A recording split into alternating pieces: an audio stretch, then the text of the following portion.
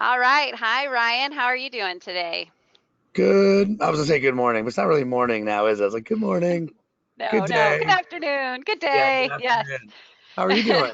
I'm doing well. Thank you. Doing well. Thanks so much for joining me today. As we talked Sure. about, sometimes I like to get with like minded individuals and have a conversation. And I think my e newsletter readers really appreciate it. So I know they'll appreciate all of the cool things you have to say. I've been looking at a few of your videos and Yeah. I'm excited to chat.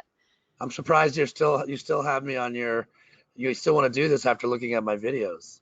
Oh, no, they're good. They're good stuff. Thank you. Let's jump right in. People always ask me how I got into the topic of dealing with workplace bullying and creating positive work environments, and I have a story there. I'm sure you have a story about how you got into courage and building courageous brands. So I'd love to hear your story. Yeah, it's like, well, how much time do you have, right? So I'll give you the Cliff Notes version of it.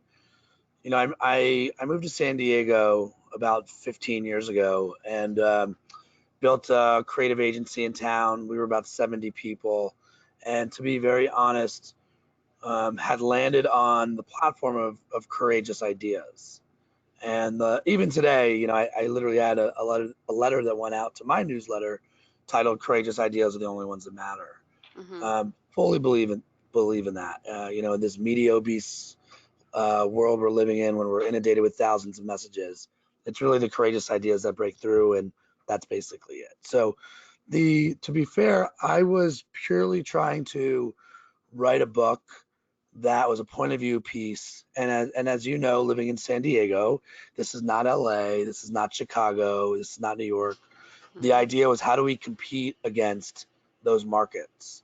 Um, and we were working with national business from San Diego, but the idea was to write a book about courageous ideas, drop it on the desks of the companies we want to work with, and the ones that nodded their heads. This is theory land, right? Like the ones that nodded their heads we would work with, and the rest we wouldn't. Hmm. And as I started to go along this 3 year journey, which is how long it took me to write the book, and I described the book more like a documentary. It's not a soapbox. Ryan Berman's 20 tips to getting ahead with courage, right? It's Right. more um, listening and interviewing these amazing people and taking what I learned and applying them. And as I went through the process and followed the thread, I realized that it's impossible to get to the courageous idea if you haven't created a courageous culture. And impossible to create a courageous culture if you don't have courageous leaders that are empowering that culture. And Hmm. realized that I had sort of stumbled into something way bigger than just courageous ideas. It was, wow, there's this real issue inside organizations. And if they don't have the courage to create an environment where innovation can happen, not only they're going to be stagnant, they're just, the statistics are there that they're gonna eventually be irrelevant and die off. Uh, so you can imagine like me coming out the other side of this 3 years later. And the joke is, I wrote the book to position my last company, and it gave me the courage to fire myself and to start over. And that's the Okay. truth. That's what Okay. that was the starting of Courageous, which is now my consultancy. Okay, so many questions in there. So I got a Uh, few at the tip of my tongue. So one is, so Courageous is your consulting firm. What is it that you do when you're working with companies? I'm creating respectful cultures. That's my yeah, thing. You're creating courageous culture. So I'm just curious how you go about doing that. yeah. So there's really three different types of, I call them missions. Probably Hmm. not surprising, a guy that has courageous and like looks a little military like with our brand, although I'm zero military background, by the way. But I call them, so there's the three missions that we go on. There's a conviction mission, there's a communication mission, and there's an innovation mission. And basically, we're building special forces teams once we know the problem, and we're custom designing our little special forces team to come in and help companies cope with the realities of change. And whether that change is they want to change or clean up maybe their culture, which is a conviction mission, maybe there's a leadership or team issue, all that would fall under the conviction side. I never thought in a million years I'd turn into the guy with the method, and coming out the other side with the book, I'm a guy with a method. So we're basically implementing that method inside organizations, helping them get clear where maybe they're cloudy. And that's all on the internal conviction side. The second mission is a communications mission. Mm-hmm. Almost always that is helping them figure out their story to the outside world first. Um, by the way, there's a direct thread to the story that should be told on the inside, Mm-hmm. but it hasn't been articulated that way. Mm-hmm. But because of my background in marketing, a lot of companies are like, "Can you come help us figure out our meaningful storyline?" Like, I don't know if you saw our press today. We just launched a new campaign for Caesar's Palace, Mm-hmm. where the whole idea is come live like a Caesar, party like a Caesar, get pampered like a Caesar, chill like a Caesar, feel like a Caesar. And for 48 hours, we want you to escape your everyday, go have a good time in Vegas with your friends, do whatever you need to do. Don't Mm-hmm. go longer than 48 hours. That's too long. So that campaign just puts a smile on your face. Mm-hmm. And now the hope is to take what we learned there and help them on the inside create that experience where people can live like a Caesar. And then the third mission is innovation. So it's really where are new revenue streams to unlock, how to grow your business under the guise of what people know about your brand. Mm-hmm. Where are the new revenue opportunities? What recommendations would we make to help you think about what your tomorrow could look like, so you can sustain relevance as a company? Okay, very cool. That second mission and using Caesar's Palace as an example, in the HR world, we call that employer branding, Yeah, where, yeah, and I see that a lot, where companies have core values and they have them out there for recruitment, but they're not living them internally. And so yeah. that's essentially what you're saying. If that's how you're going to sell this to your customers, your employees I need to mean, have that as well. you're doing I mean, you're doing a massive disservice. Yep. I feel bad for the HR professional, right? Because the HR professional, they need collateral too. They need assets too. And when they have to make it up, Mm-hmm. or they don't believe in the storyline you have, and then Mm-hmm. they lure somebody in who then realizes they got sold a bill of goods, the HR professional loses, right? The company loses. Yep. Uh, it's bad in all directions. Yep. So, Yeah. we're completely in alignment. By the way, I'm a crazy person on values like you, where I would say core values are not eye rolls; they're how the exceptional roll. Mm-hmm. And when they're real, and you're living through those values, and you're making decisions through those values, you actually have a shot to create a culture that people want to be in.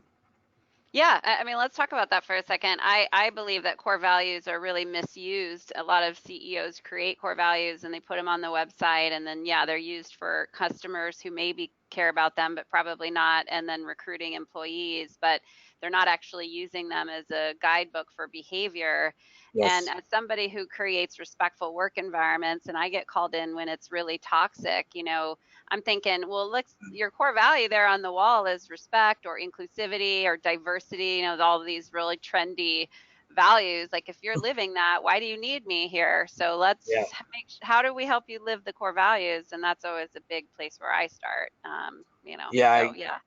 Again, I think it's just a head nod for me. It's I always say if your values are nothing more than CYA values, right? Like, or you're using them to protect you to let somebody go, Hmm. right? It's like, wait, it's not an insurance policy. It should be how you're driving all of your decisions. Yeah. Yeah. So how do you help your clients learn to live their core values? Give me some examples of some of Yeah. that. Again, I got this amazing life experience where I was able to go around the country and see how some of the largest companies on the planet have been successful, and like how they've Mhm. continued to innovate. And so that's the beauty of it, is I'm just applying what I learned from Apple or Domino's or Zappos. Zappos is like the poster child as Mhm. far as I'm concerned. And by the way, I highly recommend making we're back to Vegas, but I highly recommend making the trek to Vegas. You can actually now set up a tour of Zappos, and the level of thoughtfulness in the way that they operationalize those values, everybody can learn from. Okay. to the point where they even have, I believe they're called Zollers with a Z, Zappos, Okay. Zollers, where you're rewarding other staff members off the values, and it comes in the form of Zollers. And then they had this like Dave and Buster's room where you can redeem for swag or cool things using those Zollers. And again, it's Pavlov. It's just the recognition that he's trying to drive the behavior of the staff where they provide the guardrails for what success looks like for the company. And it's just a critical, it's almost unfathomable now. And by the way, it's not like I'm perfect, right? I ran creative companies for 15 years now where we might have had values in year 7, but where they Right. were really living them. So again, it isn't like until recently that I realized the journey that I went on was a business mechanics journey to help Hmm. companies get their mechanics tight so they can lead and not have to watch every move that's being made inside the company.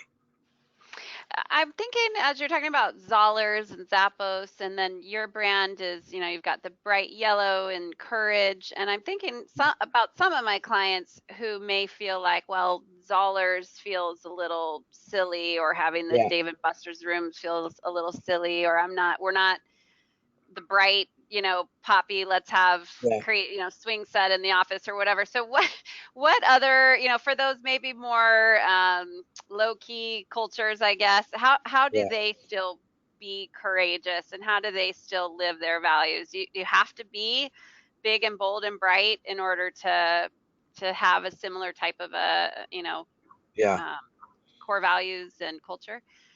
yeah. I think the best way to answer this is to by sharing courageous as core values. Hmm. So we have 4. Okay. This is the order that they're in. So we make all of our decisions by these prioritized values. Number 1 is sacrifice.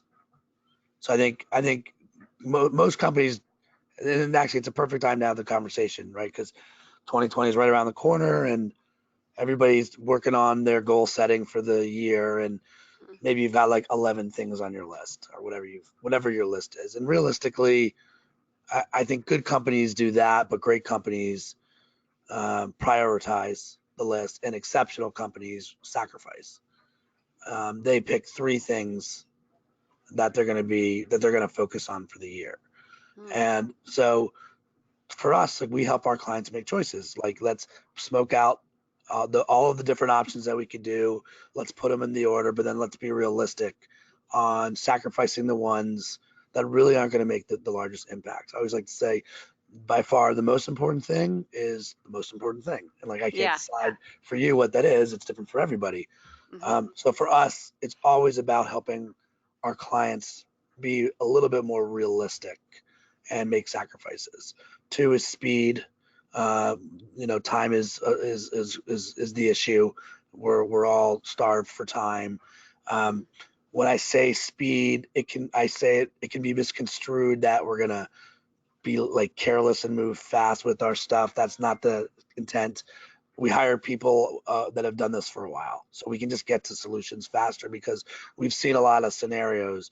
I described courageous, like I said, like a special forces team, where a lot of our competition's the army, right? And Hmm. we still need the basic block and tackle army, but for the heavy stuff, you would call us to help you figure out the change. 3 is magic. I mean, you can feel a magical culture, you can feel a non-magical culture, you Hmm. can feel a magical idea, you usually don't even think about a non-magical idea. And so I think most consultants are very good at making you think, um, but they're not very good at making you feel. And until the robots take over, we make decisions on feeling. Hmm. We're emotional creatures, so we just sort of remind companies that without emotion, without feel, you're not going to change a behavior. Hmm. Um, and number 4 is change. So again, at the end of the day, it's all talk unless we actually move the needle and made a change. So those are the 4 that we have. We actually send a survey of the 4 to our clients quarterly where they're judging us. They're grading us on those 4, and Ah, we're doing the same back on them. And they have to be okay with that if we're going to work together. And the goal is to again, for being in the communications business, we become horrific communicators. So let's take every opportunity we can to communicate. What do Nowhere you did do? I say, Oh, if, what's that? I was saying, nowhere did I say you need to build a Dave and Buster's room, right? You don't have to do any of that stuff. You can just, I think it's just getting clarity on how you're making choices, why you're making choices, what are the guardrails, Right. and go from there. Right. That makes sense. That makes sense. I like that. I'm curious about the thing you send out to your clients. Do they pretty readily respond, and what do you do with the information that you collect back from your clients who rate you on these core values? Again, it's a hard pill to swallow sometimes, Yeah. but it's again, if you don't create opportunities for communication, and again, we're missing the point on how to inspire and motivate people. And I'll give you an example that I'm sure I'm not the only one that's felt this way, but like, I'm married, been married for 9 years this in 2020, and there are times where my wife, I will have done something and I won't even know that it has bothered her, and Right. she'll just hold it in. And I'm like, gosh, I wish I was a mind reader. If I was a mind reader, if I had that superpower, I would know that that had been simmering, and then, you know, to a point where like you can't even believe that happened 6 months ago, by the way. Maybe like let me know instead of Right. it bubbling up. And I'm sure, Right. right? I'm sure there's stuff the other direction too, right? So all Mhm. we're doing is not letting that tension grow to a point where it's not fixable. Mhm. It's putting in steps along the way to force conversation, which I think we need. So that's all we're doing, putting in little speed bumps along the way. I like that. I've got lots of things boiling around in my head on that. Yeah. We've gotten totally off topic from some of the other things I wanted to ask, Uh, but this is cool. Hopefully, you still have time to meet. I think we're yeah. over my time I'd asked you for. But talk to me about how you define courage, which may seem like a silly question, but I'm just Yeah. curious. Let's what does that mean when you're sort of selling that to clients and talking to clients about being courageous? Yeah. It's actually, I think where I really started, to be honest, like was if you look at the dictionary definition of courage, it's a horrific definition. It's the ability to do something that frightens you. Hmm. And I don't know anyone who really wants to do that, especially in the workplace. Like, please step forward. I'm taking a step back. And so, but then, and you can imagine my own fears. Like, who am I to judge the dictionary's definition of what courage is, right? But Yeah. I think that's kind of where I started was could I come up with a utilitarian definition that in real time could help you sort of diffuse the difference between a careless act and a courageous one. And so coming out the other side again from the interviews, my definition of courage is a bit algebraic. It's knowledge plus faith plus action equals courage, and it has to be all three. Hmm. So to me, and by the way, to me, data is not knowledge. Data is a means to knowledge.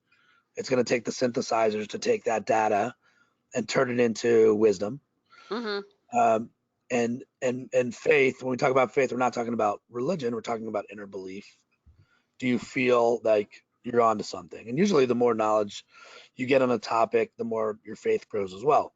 Hmm. And then comes the hard part, right? The actual action, the actual doing. And so, by the way, two of three in any direction is not courage. So, Hmm. knowledge and faith without action is paralysis, or faith and action without knowledge is reckless.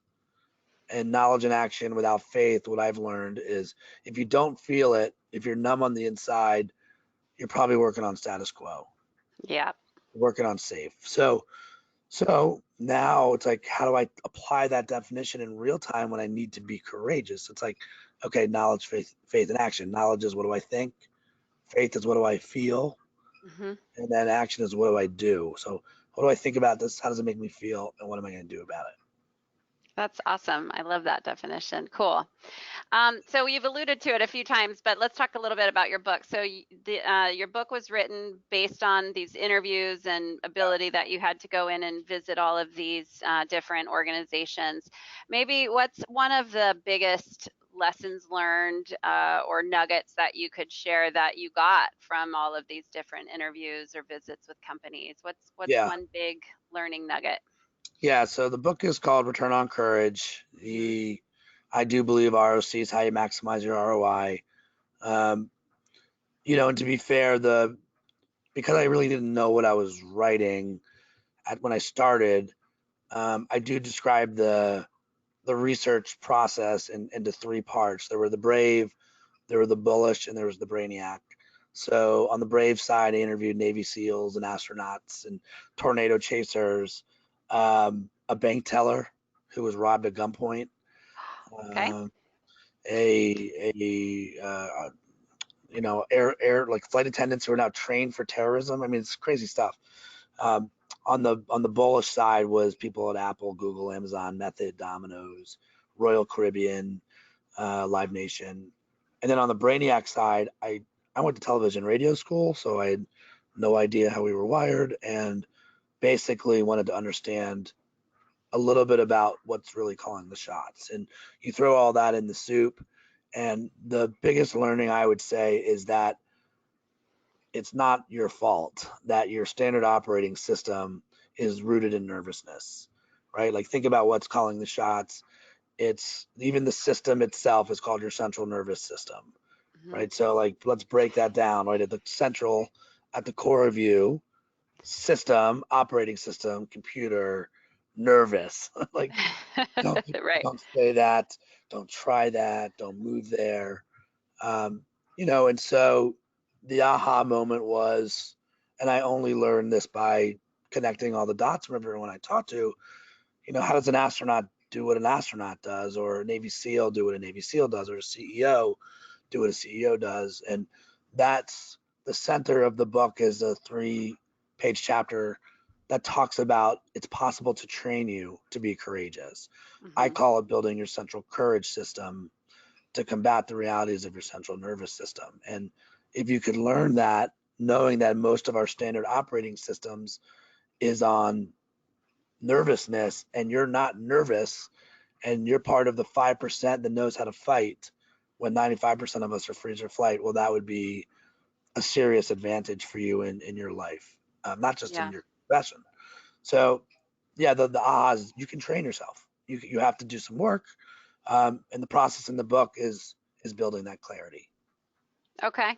I think business owners naturally have to be courageous or are there's something in us who, Yeah. we're just sort of driven to take leaps all the time. So did you get any insight as to why some people are sort of maybe naturally more courageous in certain, well, I guess maybe we're not more courageous, we're just more courageous when it comes to business ownership, but everybody's courageous in their own way. I didn't. The two things I didn't really go down the path of was an audit of the most courageous people. Like, do they have like some other some gene? Yeah. Uh, and I also wanted to, if I had more time, I was curious about how courage plays across international lines. Hmm. Because in certain cultures, courage is not a thing. It's like Hmm. it's about some cultures are about like sort of honoring past and respect. Where America, it's like, oh, the American dream, like you can be anything, freedom. Yeah. Uh, what I will say is that our relationship with fear, the ability to grasp fear, acknowledging it, because as an owner, I'm no different than you. Like I've got my own scary fears that keep me up at night as a business owner, and Hmm. it's recognizing that and staying focused. It's almost like Jedi, like how do you then turn that fear into something that can still be positive, so you Yeah. can continue to move forward. Um, Looking at that, I think that was a big skill of courageous leaders. It's not that you don't have fear; it's that you might recognize it.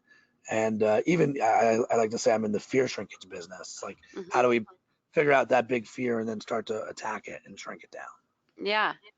So this may be a little off topic for you, but I'm curious on your insight. So we teach a bystander training course, which is popular these days at the end of a Me Too movement, right? Where in addition to sexual harassment training, we're teaching employees how to speak up when they see something, even as simple as incivility, a inappropriate slight or something. We're always Yeah. saying you have to speak up in those moments so it doesn't escalate. But that does take courage to speak Yes. up, and it takes a courageous leader to say, I'm not tolerating bad behavior. I don't care how valuable you think you are. I'm Yeah. curious, what insight might, if you were in the room with me while I was doing this bystander training, what insight might you share with employees about having some courage to speak up when they witness ugly behavior from a peer or a manager even? Yeah. Again, go back to the values where we Hmm. started, right? If there's a if there's a violation of a value that has been created, has happened, that needs to be reported, right? In any Yep. facet, right? Like, Hmm. so if I'm a leader, the question really is, how are you creating values that are driving the behavior of your people? Hmm.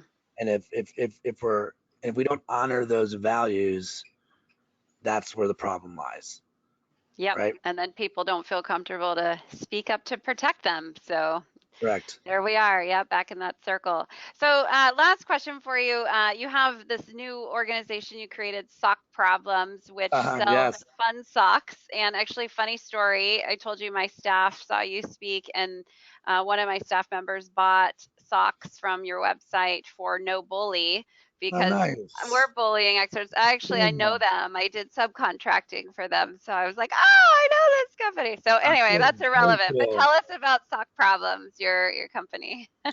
Yeah, so I wanted to. I think a lot of people write books and then they leave their ideas in the land of theory.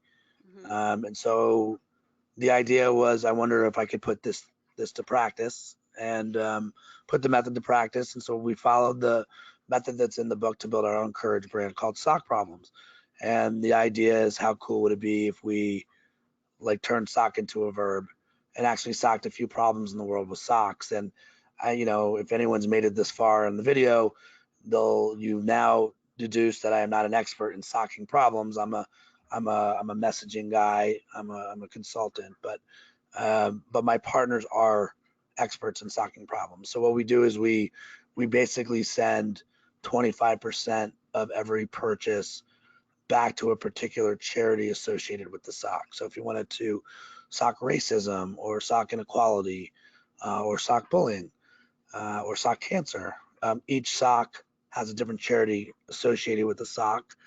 And again, we're sending back checks to Alex's Lemonade, Trevor Project, for sock hates, No Bully for sock bullying. And it has just been, it's been eye opening to go on the other side, by the way, and move into the product space because I've never done that before.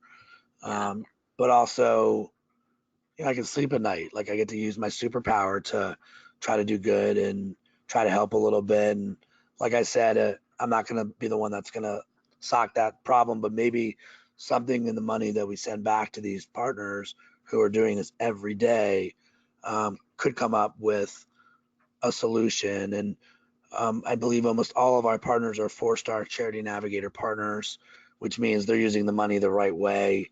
Yep. Charity Navigators, like the brand, the charity police.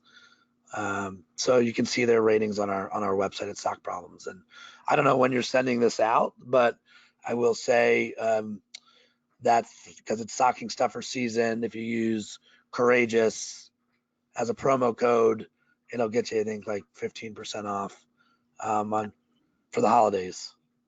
Okay, I will make sure that I put that in my e-news that if you got to stick it out to the end so you get the little promo code. But yeah, No Bully. Just real quick on them. I was just so excited to get these socks, but they are innovators in the space of workplace or children bullying K through 12, and they have a really innovative process that is really amazing and really teaches kids empathy. And rather than punishing a bully, you're teaching this bullying child empathy and communication skills, which goes a lot farther. So I I'm glad mean, you chose them. well, thanks. It was an easy choice. The leaders there are amazing, and they really believe in what they're preaching. And I'm also glad you mentioned empathy because I think a lot of our work is to just how do you bring people along for them to discover that empathy for themselves. When you actually step Hmm. in the shoes of somebody else. And I think for some C-suite, it's hard. You forgot what it was like to be an Yep. employee, right? Yep. And like, how do I bring people back and like have them come to that conclusion themselves? And usually, empathy is the answer. Yeah, for sure. Well, thank you so much for spending some time with me today. I appreciate it. Hopefully, I didn't run into your whatever your next thing was that you got to get on to, but I appreciate it. And I'm sure I'll see you around San Diego. And we've got your all your different websites there for anybody to follow up with you. So thank you again. I really enjoyed chatting with you. You got it. Let's definitely stay in touch. You're not that far from me, right? So let's I'm sure we'll get coffee or talk some more soon. That would be great. All right. Thank you. Take care. Bye.